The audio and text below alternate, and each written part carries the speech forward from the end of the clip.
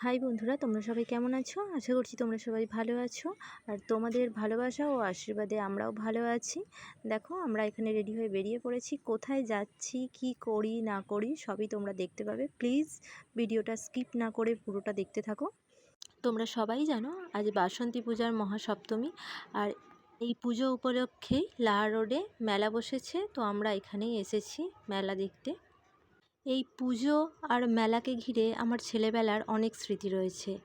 আমি ভাবতাম কবে রবিবার আসবে আর আমার মামা আমাকে মেলা দেখতে নিয়ে যাবে। দেখতে দেখতে আমরা মন্দিরের সামনে চলে এসেছি।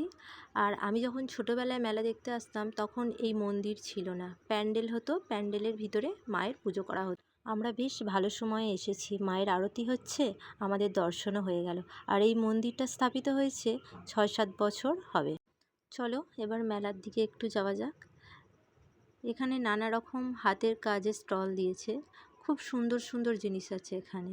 বেশ ভালো লাগছিল, দাঁড়িয়ে দেখছিলাম দেখতে।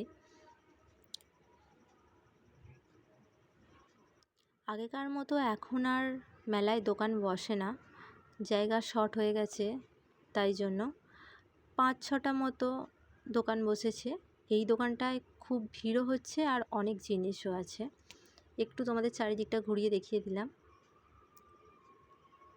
আর মেলায় দেবাংশীকে ঘুরিয়ে ঘুরিয়ে জিজ্ঞাসা করছি কি নিবি বল, ও আমাকে দেখাচ্ছে বোতল নেবে। আর কিছুদিন আগেই ওর জন্মদিন গেছে, জন্মদিনে আমি বোতল কিনে দিয়েছি ওকে, তাই জন্য বোতল আমি দিইনি। এখানে দেবাংশী ওর পছন্দের একটা জিনিস দেখতে পেয়েছে, এই যে কালারিং জলগুলো, আর আমার ছেলে ওখানে ফোনটাকে নিয়ে টানাটানি করছে। এখানে স্কুলের কিছু বাচ্চারা একটা নাটক করেছে, ভীষণ সুন্দর হয়েছে নাটকটা। স্কুলের নামটা আমার মনে নেই, তাই আমি বলতে পারলাম না। তোমরাও স্কুল লাইফে এরকম কিছু না কিছু করেছো, আমিও কয়েকবার নাচ করেছিলাম। এখান থেকে দেবাংশীর জন্য একটা ব্যাগ নিয়ে নিয়েছি, এবার যাব বাড়ি। আজকের মতো ভিডিওটা এখানেই শেষ করলাম বন্ধুরা। ভিডিওটা ভালো লাগলে চ্যানেলটা অবশ্যই সাবস্ক্রাইব করে দিও। আর তোমাদের ভালোবাসা ও সাপোর্ট পেলে আমি আরও নতুন নতুন ভিডিও বানানোর চেষ্টা করব। দেখা হবে পরের ভিডিওয়। ভালো থাকবে, সুস্থ থাকবে, টাটা।